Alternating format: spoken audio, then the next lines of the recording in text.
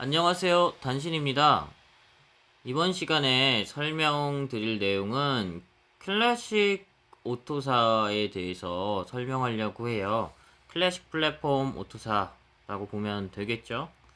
그래서 옛날에는 초반에, 그러니까 2006년도 이쯤부터 뭐 어댑티브 오토사가 나오기 전에는 그냥 오토사라고 하면 클래식 플랫폼만 거의 이제 지칭해서 얘기를 했었는데, 이제 어댑티브 오토사가 나오면서 클래식이랑 어댑티브를 이제 나눠서 보통 얘기를 하고 있고요.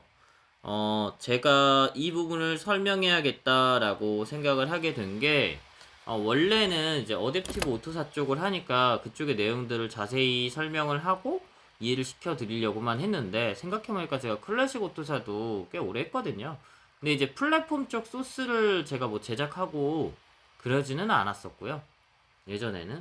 예전에는 이제 이쪽을 개발한 거죠. 어플리케이션 레이어랑 CDD 영역을 많이 했고요. 그 다음에 이쪽 ARXML 기준으로 해서 BSW 쪽 셋업 해주는 거. 그리고 요 아래 부분 드라이버 영역은 또 다른 분이 해주셨거든요. 어쨌든 뭐 어플리케이션 레이어만 한다고 해서 SWC라고 하거든요. 이제 그쪽 영역 소프트웨어 컴포넌트 맞을 거예요.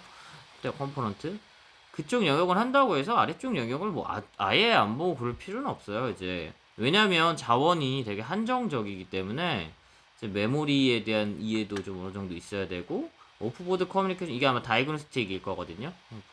다이그노스틱일 것 같아요. 온보드 디바이스 애브스트랙션, 네, 다이그노스틱일 것 같고, 그 다음에 커뮤니케이션 서비스는 컴이라고 해서 일단 일반적인 통신 이런 거를 사실 이해를 못하면 테스트 하기도 어렵고 이거 개발하기도 사실 어려워서 결과적으로는 모듈들에 대한 내용을 다 보게 돼 있습니다. 모듈을 이해 못하면 사실 그 어플리케이션 관련된 어플리케이션을 구현하기가 되게 어려워요. 네. 그러다 보니까 이 내용도 한번 남겨두면 여러모로 도움이 되겠다 싶어서 이 영상을 만들게 되었습니다. 예, 그래서 하나씩 빠르게 설명을 드릴게요. MCU 같은 경우는 OS라는 게 지금 따로 영역이 없죠. 왜냐면 이게 마이크로 컨트롤러거든요. 그러니까 마이크로 컨트롤러 위에 주로 올라가요. 클래식 플랫폼이 결과적으로는. 그러다 보니까 이제 하드웨어적인 부분들이 이쪽에 포함이 되는 경우가 많아요. 그래서 보면 크립토 드라이버라든지 메모리 드라이버라든지 마이크로 컨트롤러 드라이버라든지 뭐 커뮤니케이션 드라이버라든지 IO 드라이버, 그 다음에 와이어리스 커뮤니케이션 드라이버 이런 식으로 해서 드라이버 영역이 있고요. 이쪽도 결과적으로는 하드웨어와 연관이 돼 있는 영역이고요. 이런 부분 셋업도 초반에 같이 들어가야 됩니다. 아니면은 이제 진행이 불가능하고요. 그러니까 좀 연관성이 없죠. 어댑티브 플랫폼 같은 경우는 OS 위에서 하다 보니까 드라이버 영역 같은 경우는 여기 표시가 아예 안 돼 있었잖아요. 그 부분이 좀 많이 다르고요.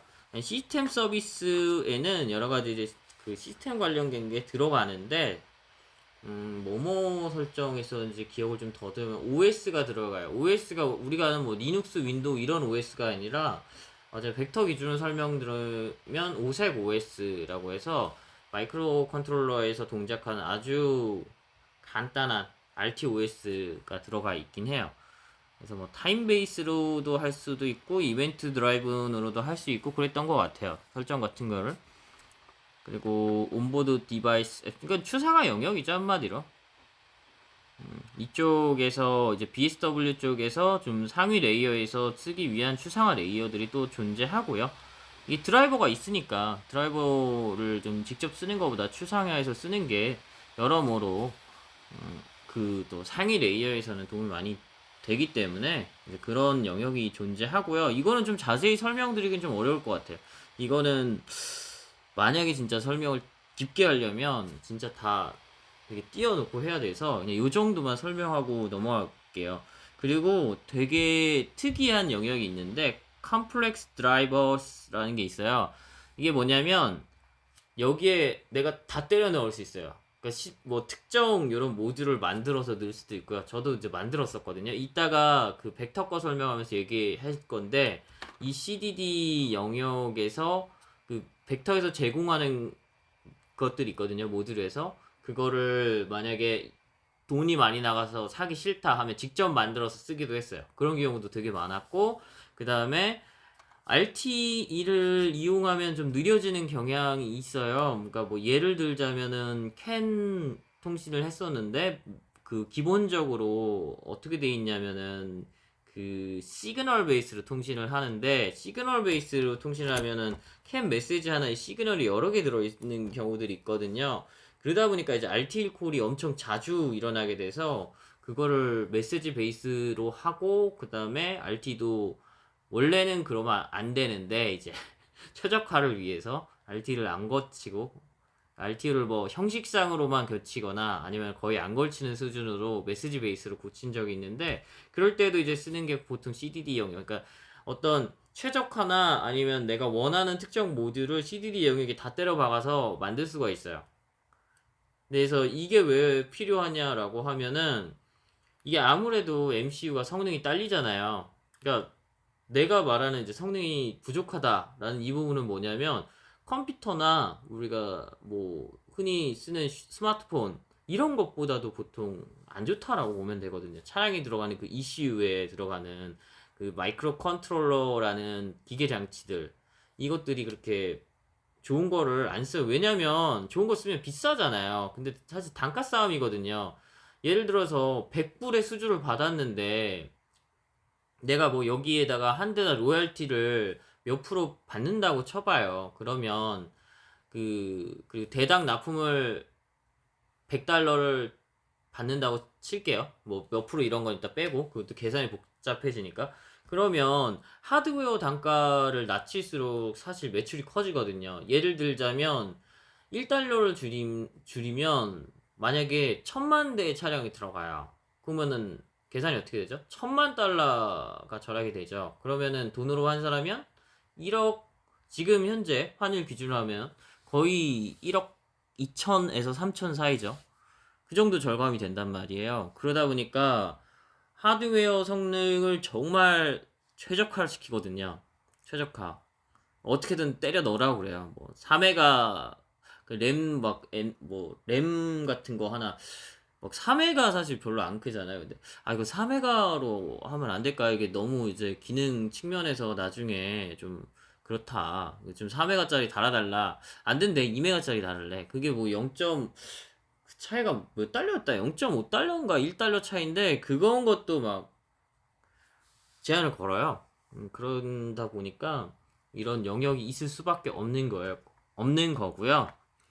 근데 이게 그림을 처음에는 이쪽 그 클래식 플랫폼 오토사라고 돼 있는 이 오토사 페이지에 있는, 그러니까 여긴 실제 기관이죠. 그리고 이거는 오픈돼 있는 부분이라서 요거 기준으로만 설명을 하려고 했는데, 이게 좀 내용이 좀 빈약해서 그래서 벡터 거를 좀 갖고 왔어요. 뭐 어차피 내가 여기다가 나중에 그 돈을 안 붙이면 되거든요. 뭐 광고나. 그리고 뭐 어차피 제가 인원도 많지도 않고. 그래서 벡터 거 이게 시간이 좀 넘을 것 같은데, 원래 10분에 끊기로 보통 했잖아요. 이번에 좀 넘을 것 같은데 이거를 벡터 거 기준으로 설명을 해주는 게 되게 좋을 것 같아서 준비해 왔습니다. 일단은 아까 전에 처음에 어플리케이션 영역 보셨죠? 이게 뭐 SWC라고 하는 것들이 여기서 이제 작성이 되고, RT는 이제 이쪽이랑 이게 이제 BSW가 될 거고, 커뮤니케이션을 하는 거 역할을 해준다고 했죠. 그 인터페이스 같은 역할을 해준다고 했죠. 아까 본 컴 있죠. 다이그노스틱이 그걸 거예요. 아까 전에 봤던 이제 뭐였지? 오프보드 커뮤니케이션이라고 보시면 될 것 같고, 여기 이제 DCM, DEM. DCM은 실질적으로 다이그노스틱 관련된 처리를 해주는 부분이고, 이거 서버 모드로만 동작해요. 일반 DCM은. DEM은 이제 뭐 DTC 같은 거 처리해줘요.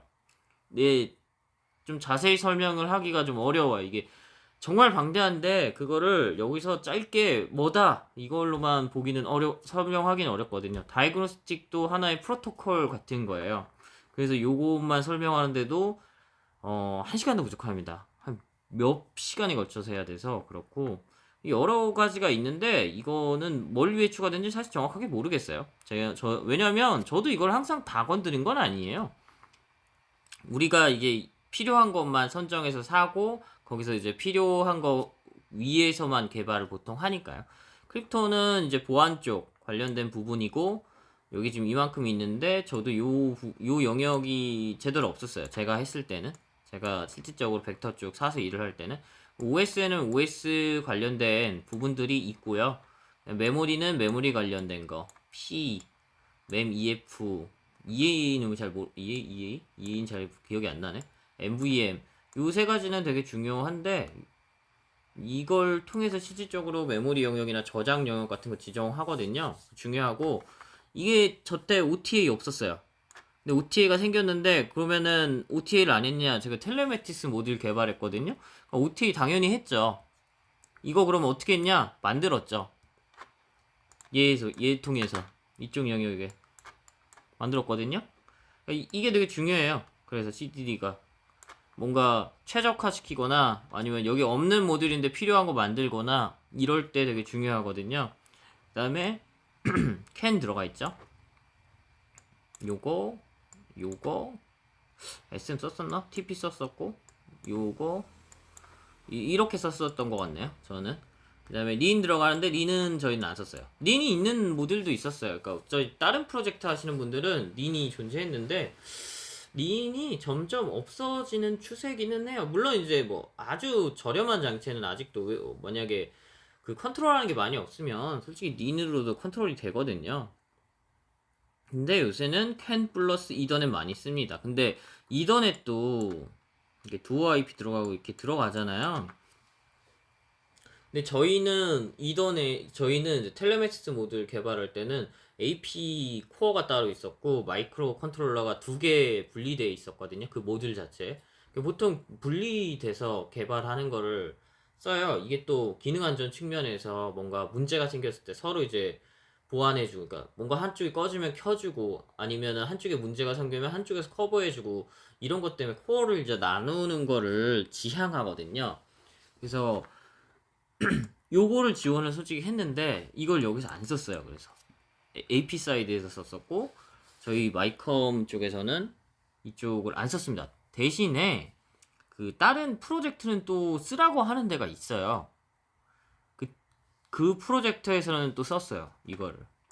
근데 이제 나눠서 썼어요. 왜냐면 이더넷을 마이컴에서 다 처리를 하면 성능이 좋아져야 되거든요. 그만큼. 근데 그게 불가능해서 이게 나눠서 썼었고 그때 제가 봤던 게 SD, SOAD, 뭐 TCP, UDP, NM. 그러니까 이걸 보긴 했는데 이게 제가 이쪽보다는 여기에 좀 많이 캔 쪽을 전문가로 이제 많이 알고 있었거든요. 전문가 수준으로 알 수 있지. 이거 하드웨어 성능이랑 파형도 봤었고 파형도 그 뭐야 오실로스코프로 찍어서 볼 수 있을 정도였으니까 그냥 전문가 수준이라고 보면 될 것 같아요.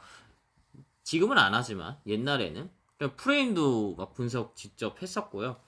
근데 이더넷은 이제 갑자기 이제 맡아서 하다 보니까 이렇게 자세하게 하진 않았고 그리고 많은 부분이 좀 빠져 있었습니다. 어쨌든 이렇게 해서 하위에 있죠. 이게 아까 전에 말한 그 앱스트릭 커뮤니케이션 앱스트릭 영역이 되겠죠. 결국은 IPC 안 썼었어요. 근데 여기 들어있다는 거는 지원을 다 해준다는 거예요. 근데 제가 왜 이거를 뭘 썼었고 뭘 안 썼었고 이 설명을 왜 하냐면은 여기 있는다고 해서 모든 걸 다 쓰는 건 아니에요. 그러니까 선택해서 나중에 구매를 할 때 선택해서 쓸 수가 있어요. 그리고 당연히 하드웨어적인 부분을 고려 안 할 수가 없어요. 이게 어댑티브 오토사랑 클래식 오토사의 가장 큰 차이예요. 하드웨어적인 고려를 클래식 플랫폼 쪽에서 그 셋업을 할 때 정말 많은 부분을 좀 할 수밖에 없게 돼 있어요.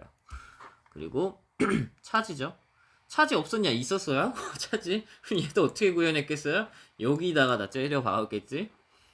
네, 차지가 있었는데 사실 좀 메시지 컴 관련된 거밖에 조금밖에 없어서 이렇게 뭐 여기 좀 뭐 자세하게 많이 좀 넣은 것 같은데 뭐 다 있진 않을 거예요. VTX가 뭐냐면은 그 vehicle to vehicle 혹은 vehicle to 그 로드사이드라고 하나요? V2R이라고 하나? 요런 걸 지원하기 위한 모듈인데 없었어요. 없고 이것도 이제 내부에서 따로 만들었었어요. 그러니까 코어가 3개인 모듈이 있었어요. 거기서 이제 다른 쪽에서 지원을 했었는데 3개인가? 3개였나? 2개였나? 모르겠네. 그때 나중에 어떻게 되는지 모르겠어요. 내가 그 퇴사해가지고. 그리고 AVB는 이거는 오디오 비디오 내비게이션이라고 AVN. 그러니까 그러니까 이거 비디오 그러니까 뭐 말이 어렵네. 그러니까 그런 이제 영상이나 아니면 그런 준하는 그런 거 서비스 해주는 거일 것 같아요. 근데 사실 잘 모르겠고 이거는 벡터 쪽 사이트 들어가서 검색하면은 정보 진짜 공개되어 있는 게 많아요. 얘네들은 일반적으로 이런 정보를 대부분 다 공개를 해놓거든요. 그러니까 공개를 함으로써 저는 그게 보통 안 하잖아요. 돈을 줘야지 보여주고. 근데 이쪽에서는 전략이 이렇게 공개를 함으로써 약간 광고가 되는 것 같아. 이런 거에 대해서 제재를 이렇게 많이 안 하거든요. IO 관련된 처리해주는 영역이 있고, 아까 IO 드라이버라는 부분이 있었죠? 아까 봤었던 거. 그 다음 라이브러리 CRC는 이거 뭐 둘 다 그거예요. CRC나 E2나 그 뭐라고 해야 되지? 약간 그러니까 보안이 아니지 충돌? 그러니까 뭔가 메시지 같은 거에 그 이더넷이라든지 캔 같은 거 메시지 같은 거가 제대로 된 거냐 이런 거 확인해 주는 역할을 하는 거거든요. 보낸 메시지와 받은 메시지에 문제가 없느냐 이런 걸 확인해 주는 역할을 하고 요것도 사실 여기에 있지만 이거라고 보시면 돼요. 원래는. 그다음 M칼이 아까 마이크로 컨트롤러라고 써 있는 부분이 있었죠? 그거예요. EXT라고 했는데 이거 뭐 트랜시버예요. 트랜시버인데 드라이버죠. 결과죠. 린 트랜시버, 캔 트랜시버 모르겠고 이더넷 트랜시버 이게 뭐야? FR이 플렉스레이일 거거든요. 이것도 사실 잘 안 써요. 이것도 이게 얘가 한 10메가 bps 정도 되고요. 얘가 주로 이거 1메가까지는 돼요. kbps 얘가 얼마지? 얘 얼마인지 저 기억이 안 나네. 이더넷은 1G 이렇게 되죠. 근데 많이 먹어요. 이더넷이 그래서. 그러니까 CPU 성능이 좋아야 돼요. 이더넷 쓰려면 사실. 뭐 여러 가지 있는데 요건 뭐 다 안 설명할게요. 이거 왜냐면 이거 실질적으로 본인이 하시게 되면 이게 그거 M칼이 뭐냐면 아까 전에 그 뭐지? 드라이버 추상 영역이고요. 마이크로 컨트롤러 여기 아래에 있네요. 예. 제가 좀 아까 설명을 잘못했는데 그래서 이 M칼 관련된 설정이 되게 중요해요. 이게 기본적으로 돼야 이 위에 있는 BSW 세팅이 되고요. 그 다음에 이제 SWC를 개발할 수 있는 준비가 됩니다. 예, 일단은 여기까지 설명드리겠습니다. 여기까지 단신이었고요. 유용한 정보가 됐으면 되게 좋겠네요. 네, 오늘 하루도 고생 많이 하시고 네, 좋은 정보 되었으면 좋겠습니다. 감사합니다.